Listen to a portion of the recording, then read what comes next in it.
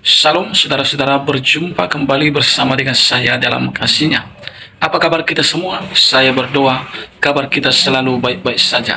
Dan apapun menjadi aktivitas kita sepanjang hari ini, kiranya kita diberkati oleh Tuhan dengan melimpah-limpah.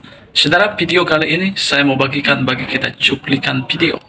Bagaimana saudara detik-detik seorang ustadz, seorang penceramah kondang yang terkenal, yang berani saudara membawa-bawa nama kekristenan dan juga nama Ahok mantan gubernur dengan mengatakan bahwa Ahok dan juga orang-orang kafir seperti orang Kristen, mereka tidak pernah dirasuk ataupun diganggu oleh setan karena mereka adalah setan itu sendiri. Itu katanya. Saudara diberkati oleh Tuhan, walaupun ya perkataannya itu salah dan tidak benar, tetapi sang ustadz ini seolah-olah tidak merasa bersalah akan hal itu. Ya saudara, saya percaya saudara dimanapun berada bisa menilai perkataan daripada sang ustadz. Seperti apa cuplikan? Sebelumnya kita simak dulu cuplikan berikut ini.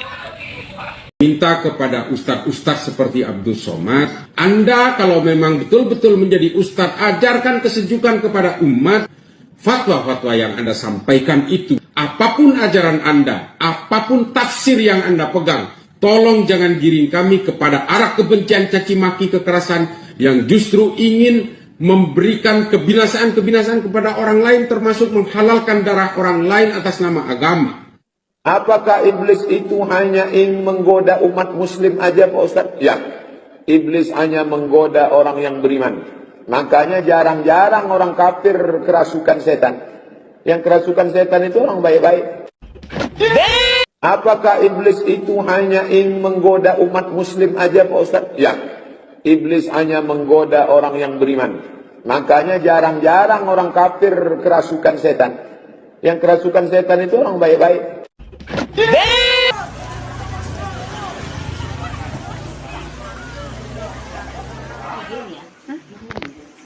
Oke. Udah Bu. Nyatakan bahwa mulai hari ini tidak akan mengadakan ibadah atau kebaktian lagi. Nyatakan bahwa mulai hari ini tidak akan mengadakan ibadah atau kebaktian lagi di rumah saya tinggal. Demikianlah surat pernyataan ini saya buat. Bab 1 pasal 3 berbunyi, rumah ibadat adalah bangunan yang punya ciri-ciri khusus yang dipergunakan untuk ibadah kecuali tempat ibadah keluarga. Rumah ibadat keluarga itu tidak perlu pakai izin. Apa yang dimaksud rumah ibadat keluarga? Yang dimaksud rumah ibadat keluarga kalau di Islam itu namanya musola, kalau di Kristen itu namanya rumah doa. Ya, jadi untuk kita umat Islam kalau kita mau bangun musola di ruko perlu pakai izin nggak? Tidak perlu. Tidak perlu pakai izin. Begitu juga orang Kristen. Orang Kristen mau bikin rumah doa di rumah atau di ruko itu tidak perlu minta izin. Nah ini penting sekali buat umat Kristen tahu. Jadi supaya jelas, kalian ibadah di rumah, kalian ibadah di ruko tidak perlu minta izin. Itu menurut SKB 2 Menteri. Matius 10:34 kata Yesus, jangan kamu menyangka bahwa aku datang untuk membawa damai di atas bumi. Aku datang bukan untuk membawa damai, melainkan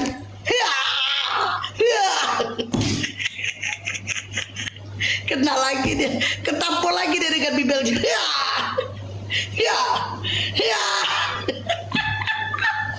Aku bacakan sekali lagi. Jangan kamu menyangka bahwa aku datang untuk membawa damai di atas bumi. Aku datang bukan untuk membawa damai, melainkan Oten balol, kena lagi dia. Membuat susu sehingga dia menetek. Berarti Anda tidak paham mengapa dia inkarnasi. Anda kan menghujat, Anda menghujat. Itu dia bedanya. Makanya menghujat orang yang percaya karena kami percaya kepada percayaan Yesus. Diam ya nak ya. Nanti kalau dia besar jadi Tuhan kok ya. Buat susu sehingga dia menetek. Berarti Anda tidak paham mengapa dia inkarnasi. Anda kan menghujat, Anda menghujat. Itu dia bedanya. Makanya menghujat orang yang percaya karena kami percaya kepada percayaan Yesus. Diam ya nak ya. Nanti kalau dia besar jadi Tuhan kok ya. Nah, saudara-saudara, itulah dia cuplikan.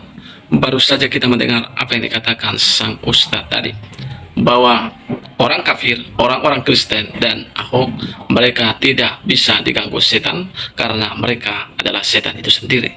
Ini adalah perkataan kasar yang tidak memberkati. Saudara, apa yang dikatakan oleh beliau ini seolah-olah itu adalah untuk dia sendiri. Karena dengan mengajarkan kebencian, dengan memfitnah orang lain, ini adalah sesuatu yang jahat.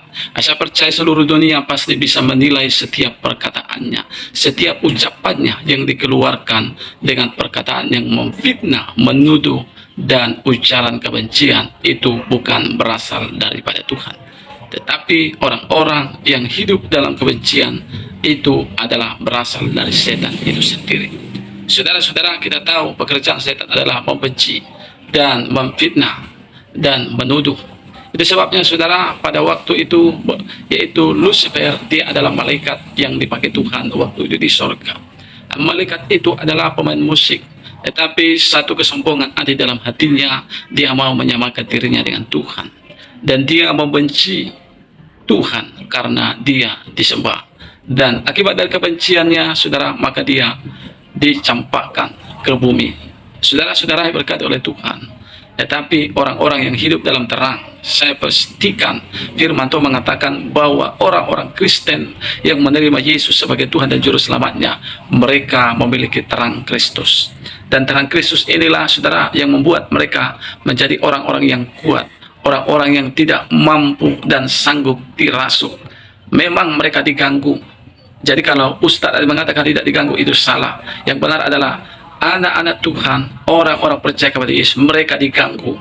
Tapi setan tidak berkuasa atas orang-orang percaya, karena orang-orang percaya kepada Yesus ada terang Kristus di dalam diri mereka. Saudara, berkat oleh Tuhan, bahkan saya sudah menyaksikan dalam hidup ini, saudara, setan mau menyerang, tapi mereka takut karena ada terang Kristus di dalam diri orang-orang percaya. Kenapa, saudara? Karena roh Kristus, roh Yesus adalah Allah yang berkuasa di bumi dan di surga. Saudara, Filipi 2 ayat 10 mengatakan segala kuasa tunduk di dalam nama Yesus, termasuk kuasa setan dan iblis. Mereka tunduk dan takut kepada orang-orang Kristen yang percaya kepada Yesus Kristus. Jadi hari ini saudara bisa menyingkapkan siapa sebenarnya yang kerasukan setan. Apakah orang-orang percaya kepada Yesus? Apakah saudara yang mengatakannya tadi? Saudara bisa menilai. Silahkan isi di kolom komentar, dan pastikan komentar saudara memberkati. Tuhan memberkati. Saya hanya menyampaikan tanpa ada kebencian sedikit pun, karena Yesus yang saya sembah mengajarkan mengasihi satu yang lain, dan supaya jangan membenci. Bahkan dikatakan kasihi musuhmu, berdoalah bagi mereka. Saya berdoa bagi musuh ini yang telah menyerang kekristenan, supaya Tuhan selamatkan dia dan ampuni dia. Inilah doa saya. Tuhan memberkati kita semua. Shalom.